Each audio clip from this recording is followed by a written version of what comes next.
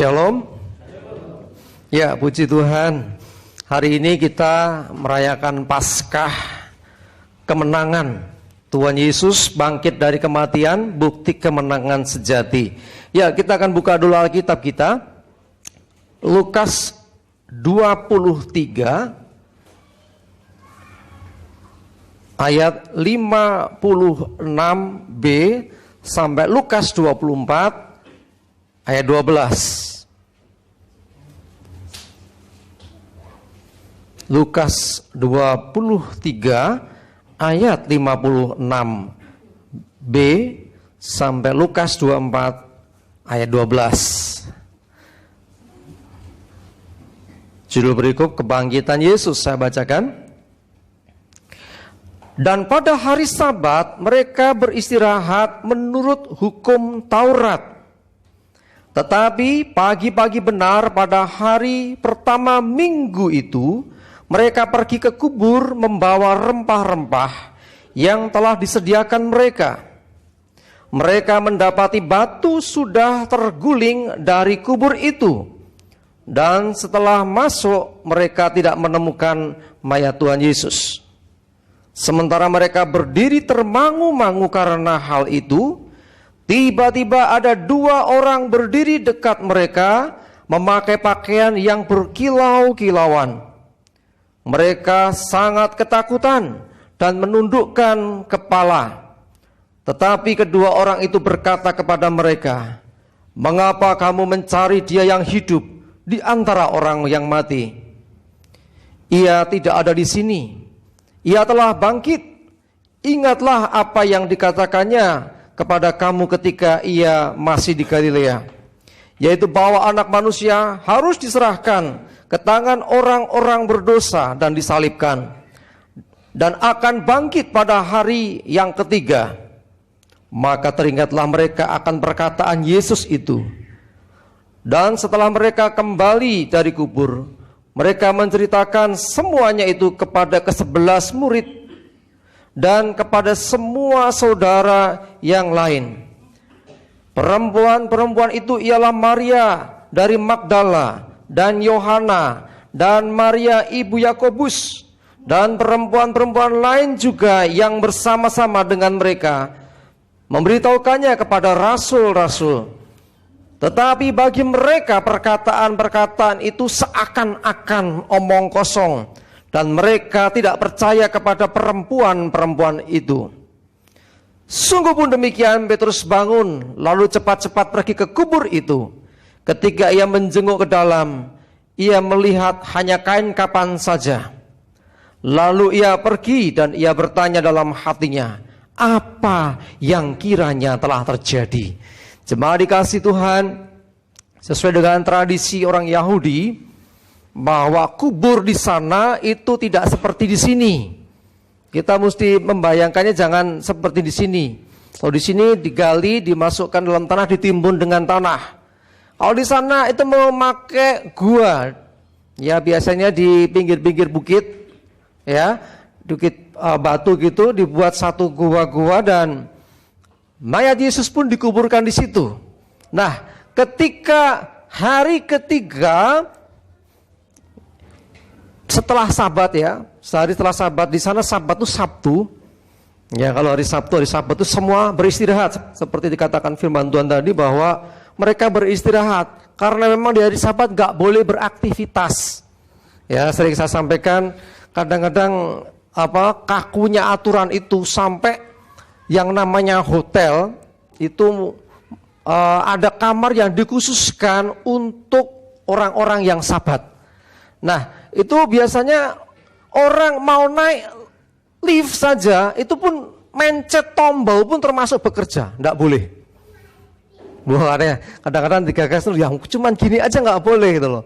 Ya, karena itu termasuk bekerja. Ya, karena saya pernah di saat yang sama di sebuah hotel di mana setiap lantai itu lift berhenti. Jadi otomatis disetting otomatis supaya setiap orang itu tidak usah repot-repot mencet tombol. Misalnya lantainya lantai katakanlah 18, siap-siap nunggunya lama sekali karena setiap lift berhenti. Ya, tapi kalau hotelnya besar biasanya ada lift khusus memang yang menuju ke situ. Nah, jadi sampai sedemikian ketatnya Sabat orang Yahudi sehingga memang ketika hari Sabat semuanya tidak boleh beraktivitas.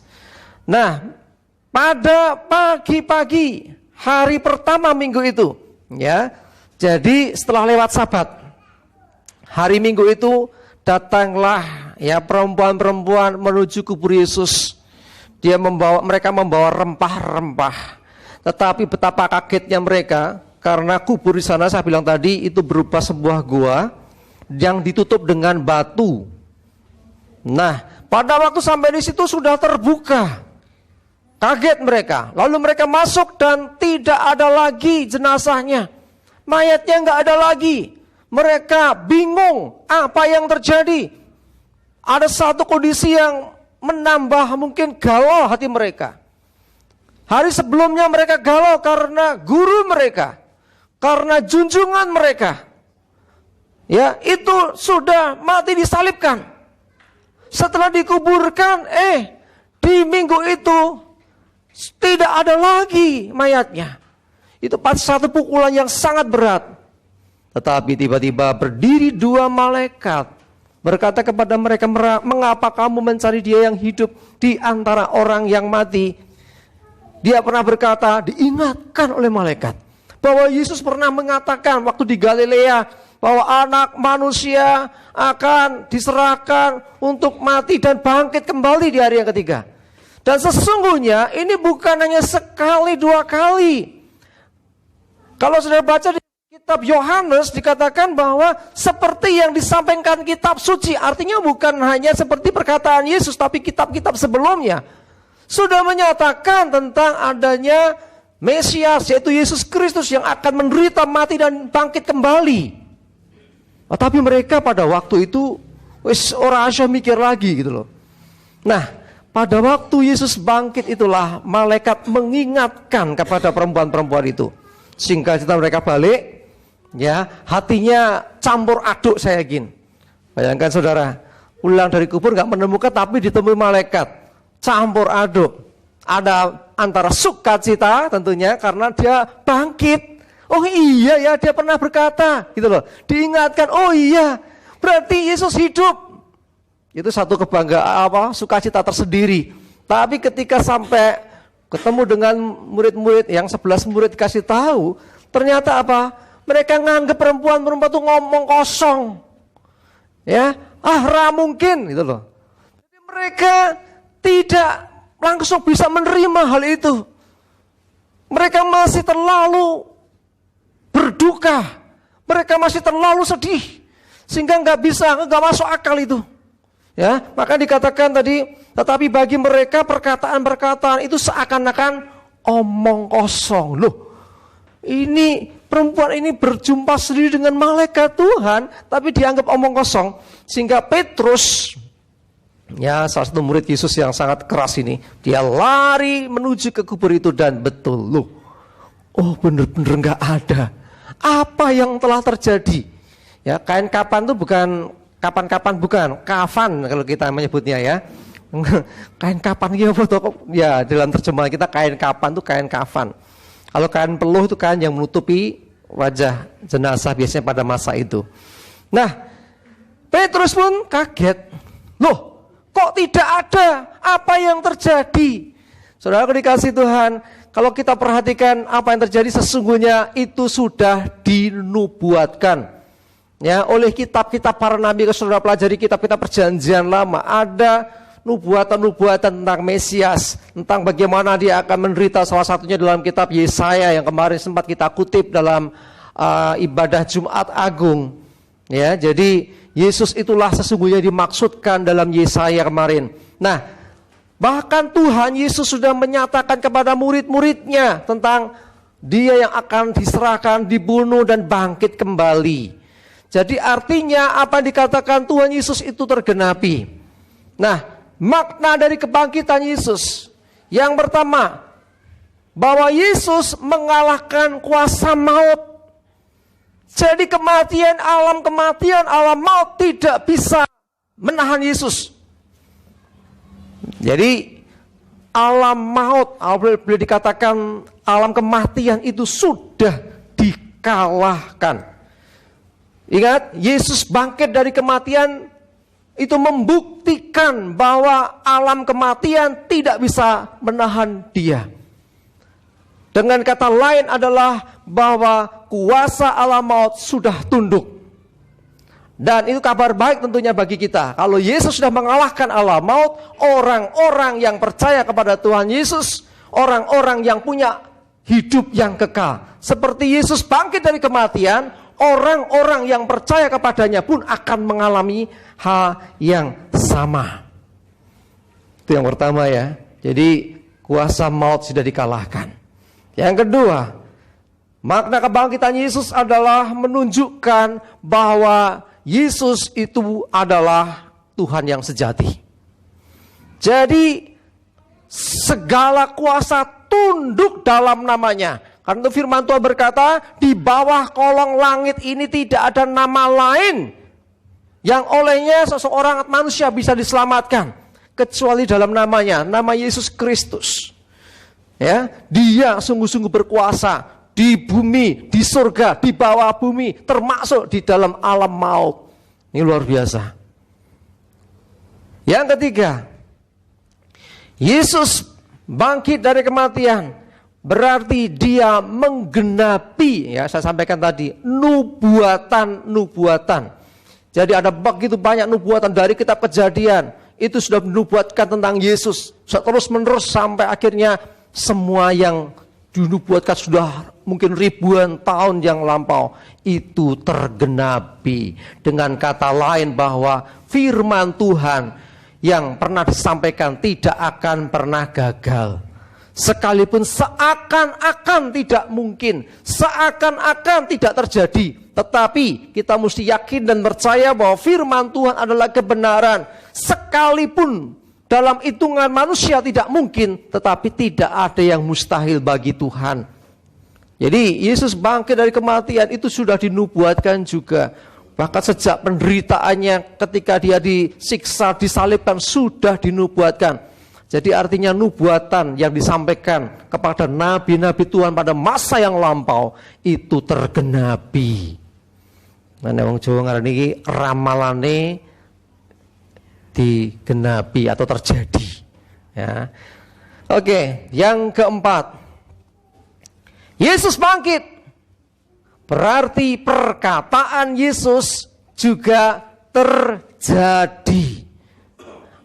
Aku akan meruntuhkan bait Allah ini dan akan membangunnya dalam 3 hari. Bingung, orang mikirnya bait Allah itu bangunan bait Allah yang ada di Yerusalem. Sesungguhnya Yesus tidak sedang berkata tentang bait Allah itu, tetapi tubuhnya sendiri. Ya, bait Allah, bait tempat roh Allah. Nah, kalau di perjanjian baru siapa bait Allah? Kita. Di perjanjian baru Yesus berkata, firman Tuhan berkata bahwa kamu adalah bait Roh Kudus yang tinggal dalam kamu. Nah, Yesus itu bait Allah sendiri, dia menyatakan tentang dirinya. Dirubuhkan, hari ketiga bangkit, hidup kembali. Perkataan Yesus digenapi.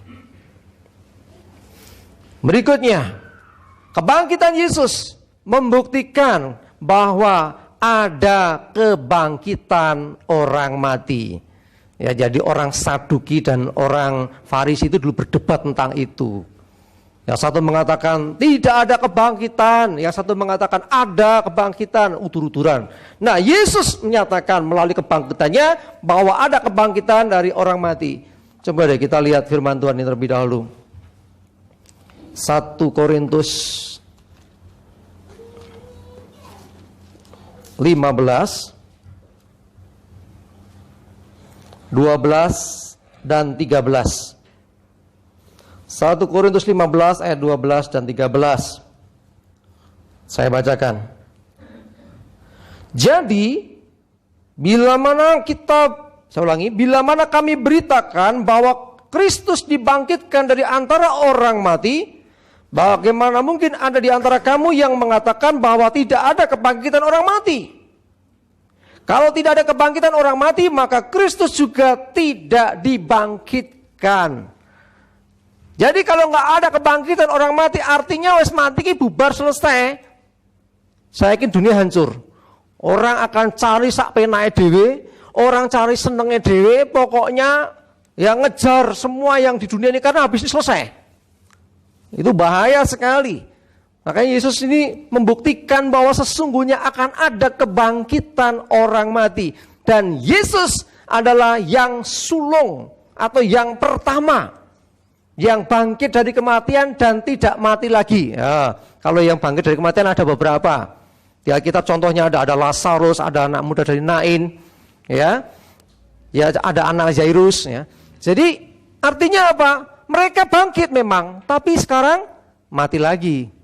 Yesus bangkit dan tidak mati lagi, tapi hidup untuk selama-lamanya. Karena setelah bangkit, nanti kita akan ada peringatan kenaikan Tuhan Yesus. Yesus naik ke surga. Jadi Yesus gak mati lagi, tapi dia naik ke surga. Dan karena dia naik membawa tubuhnya, dia pun nanti akan datang kembali. Nah ini loh, kita akan, kalau ada kesempatan, ya sekali lagi kita tidak tahu waktunya Tuhan kapan. Ketika Yesus datang yang kedua kali, dia tidak lahir lagi di Bethlehem, tapi dia akan datang seperti waktu dia naik. Dia akan turun dari atas, dari awang-awang. Nah, pada waktu itulah artinya masa penghakiman akan segera dimulai. Artinya nih wong Jawa ngarani kiamat. Bukan nyiamat ya. Kiamat artinya akhir dari semuanya. Bapak Ibu sudah dikasih Tuhan, kita sedang menantikan itu. Akhir zaman sedang terjadi. Zaman akhir ya saat ini. Akhir zaman ini belum akhir zaman. Kalau akhir zaman sudah selesai kan? Ini zaman akhir. Sebentar lagi Yesus akan datang. Dia yang pernah bangkit dari kematian dan naik ke surga itu akan turun kembali. Berbahagialah orang-orang yang senantiasa menanti-nantikan kedatangannya. Jemaat dikasih Tuhan, mari saya mengajak kita, teguhkan hatimu. Yesus bangkit, yang sulung. Berikutnya nanti orang-orang percaya pun akan dibangkitkan. Bahkan dia akan membangkitkan semua orang, termasuk orang hidup dan mati. Artinya orang gak percaya semua bangkit. Dan akan ada yang namanya penghakiman Allah.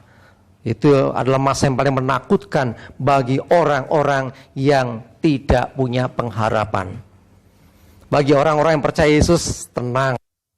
Karena hakimnya Yesus sendiri, kan? Hakim itu yang memutuskan perkara. Kalau dia memutuskan A, ya jadi A. Mau bener mau salah, suka-sukanya hakim, toh. Jaksa tidak bisa memutuskan perkara. Jaksa saya nuntut. Ya, pengacara juga tidak bisa memutuskan suatu perkara. Dia membela klien. Tetapi di pengadilan yang punya kuasa memutuskan perkara itu hakim. Dan Yesus adalah hakim yang adil, yang akan menghakimi orang yang hidup dan yang mati. Bersyukur awake dhewe punya Tuhan Yesus yang menjadi hakim. Ya, oke. Yang berikutnya, makna kebangkitan Yesus. Orang percaya beroleh hidup baru. Kalau Yesus gak bangkit, selesai. Iman kita sia-sia. Loh, Yesus sudah mati tapi gak bangkit lagi. Apa bedanya dengan orang lain? Kalau Yesus gak bangkit, sama saja seperti manusia yang lain. Mereka juga mati, tapi Yesus bangkit. Ini beda, saudara. Coba lihat Roma pasal yang ke-6, ayat yang ke-4.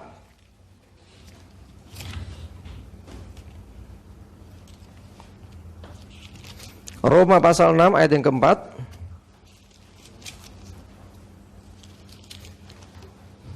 Saya bacakan.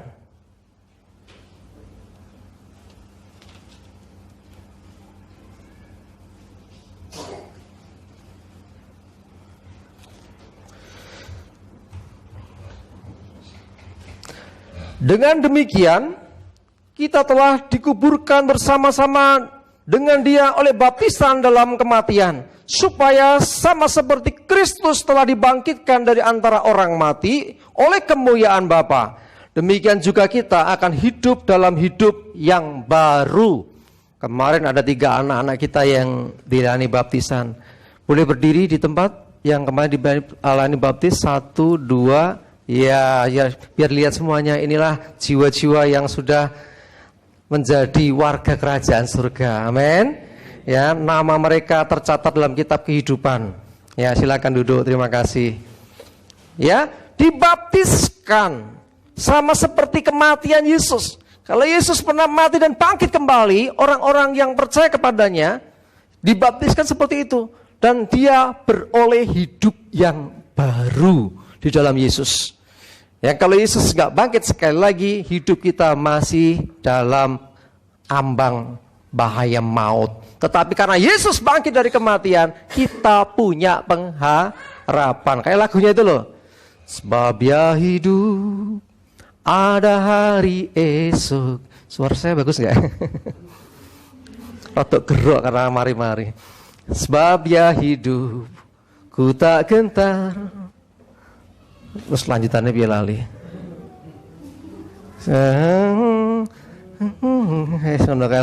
Lupa saya. Pokok intinya, sebab dia hidup, kita punya hari depan, kita punya pengharapan, bukan hanya di dunia. Cek foto sih. Ya, makasih. Bukan hanya hidup di dunia saja, tapi kehidupan di alam sana nanti.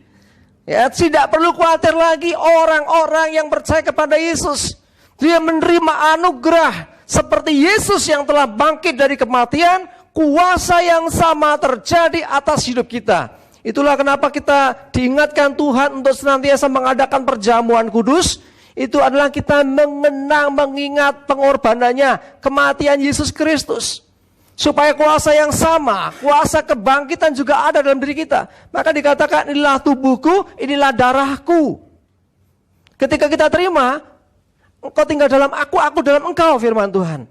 Nah, artinya dengan kuasa yang sama, kuasa tubuh Yesus Kristus tidak bisa ditahan oleh kematian. Kuasa tubuh Yesus Kristus bangkit kembali. Jadi yang bangkit bukan hanya rohnya, Yesus bangkit sak tubuh-tubuhnya. Ya, buktinya kubur kosong. Nah, ketika kita terima dengan iman tubuh Yesus Kristus, kuasanya ada dalam diri kita. Kita pun seperti Yesus akan bangkit ketika sudah mati nanti. Ya, jadi kita mesti pegang akan janji Tuhan. Ya, kita jangan ada satu keraguan. Saya selalu mengingatkan untuk anak-anak khususnya yang ikut kelas keselamatan. Kalau seandainya kita berandai-andai seringkali, ya semoga tidak terjadi. Hari ini Tuhan memanggil kita. Kira-kira kamu di mana? Tapi anak-anak pinter sih. Kalau jawab surga belum waktunya, kan belum dibuka. Jawabannya seringkali ya di Firdaus, betul. Firdaus itu masih tempat penantian bagi orang-orang yang percaya kepadanya. Ya, jadi yakinlah bahwa engkau di sana. Orang-orang yang di Firdaus inilah yang akan nanti masuk dalam kehidupan kekal di surga. Sementara yang tidak, ada tempatnya sendiri di Hades, tempat kematian. Dan kita mesti sadari bahwa orang-orang Kristen, orang-orang yang percaya kepada Yesus, orang-orang yang telah menerima Yesus dalam dirinya, tidak akan mati dengan cara dijemput malaikat maut. Tapi ada malaikat surga yang menjemput. Amin. Seringkali kan, wah ada bayangan hitam tuh roh maut. Kalau kita orang percaya yang menjemput bukan roh maut. Selalu saya akan berdoa untuk orang yang kondisinya sudah kritis. Saya berdoa dalam nama Yesus, aku tidak izinkan malaikat maut atau roh maut, tapi biarlah malaikat Tuhan yang menjemput. Amin. Ya kayak itu loh, Stefanus itu kan juga yang dilihat itu surga, kemuliaan, bukan yang menakutkan. Makanya sering kita sampaikan bahwa kematian orang Kristen sesungguhnya itu adalah jembatan atau pintu menuju kehidupan. Jadi selama dalam Tuhan, percayalah yang jemput nanti orang Kristen, orang yang percaya Yesus, itu bukan malaikat maut, tetapi itu malaikat surga. Nah, karena itu cuma dikasih Tuhan. Itu makna kebangkitan Yesus. Nah, kalau Yesus bangkit, ayo kita juga bangkit. Ojo ogah-ogahan, jangan malas-malasan lagi. Yesus sudah kalahkan maut, Yesus sudah menang. Dan kemenangan Yesus sesungguhnya itulah adalah kemenangan bagi kita. Sekali lagi, kemenangan Tuhan Yesus adalah kemenangan buat kita. Yesus melakukan semuanya bagi umat manusia, bukan buat dirinya sendiri. Dia bisa tenang di surga, nggak perlu lagi datang ke dunia. Dia bisa tenang di sana, nggak usah mikir manusia. Kalau memang Tuhan tidak mengasihi manusia. Tapi begitu besar kasihnya Tuhan, sampai dia mau datang ke dunia, menderita, mati, dan bangkit lagi. Itu proses yang tidak mudah. Kadang-kadang kita orang Kristen tuh gampang ke. Alah, gue percaya apa susah, yang penting aku percaya masuk surga. Tidak semudah itu. Kalau hanya percaya masuk surga, nggak ada lagi lanjutan yang lain. Setan percaya Yesus loh. Firman Tuhan yang bilang, setan-setan pun percaya. Ya, firman-Nya berkata, engkau percaya Allah itu esa. Betul, tetapi setan-setan pun juga. Loh, setan tahu, Yesus Mesias tahu. Pada waktu itu, legion tuh ya. Waktumu belum tiba, hei anak manusia. Wah, jadi tahu, belum tiba waktunya, artinya memang akan tiba waktunya bahwa iblis itu dikalahkan gitu loh. Tetapi iblis mengakui siapa dia. Walaupun kadang-kadang kalau kita lihat sih beberapa kali iblis juga godainya celelean. Waktu Yesus puasa 40 hari. Cobaannya apa? Jika engkau anak Allah. Tuh. Mencoba menggoyang itu.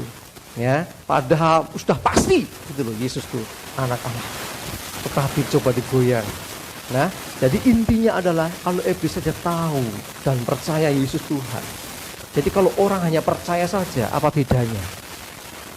Ya, apa bedanya kita dengan iblis? Iblis percaya Yesus Tuhan. Cuman iblis tidak pernah bertobat. Kita harus bertobat. Dikatakan tadi, beroleh hidup yang baru. Orang yang bertobat meninggalkan hidupnya yang lama dan memulai hidup yang baru. Hidup yang baru tidak lagi dalam kuasa dosa. Hidup yang baru adalah hidup dalam Kristus, manut sama Tuhan. Jadi selalu saya sampaikan bahwa Yesus datang ke dunia menyelamatkan kita, bukan hanya sekedar membawa kita masuk ke surga. Kalau orang percaya Yesus langsung masuk surga, ketika engkau bertobat terima Yesus langsung dibawa ke sana.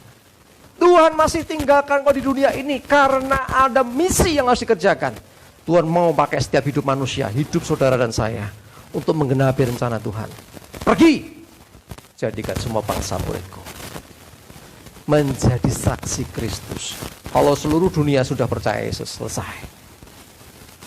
Mari saya mengajak kita semua. Maknai kebangkitan Tuhan Yesus ini menjadi kebangkitan buat kita. Kalau kemarin kita ogah-ogahan, kalau kemarin kita awang-awangan, kalau kita kemarin malas-malesan, sekarang ayo lihatlah Yesus sudah melakukan dengan tidak awang-awangan.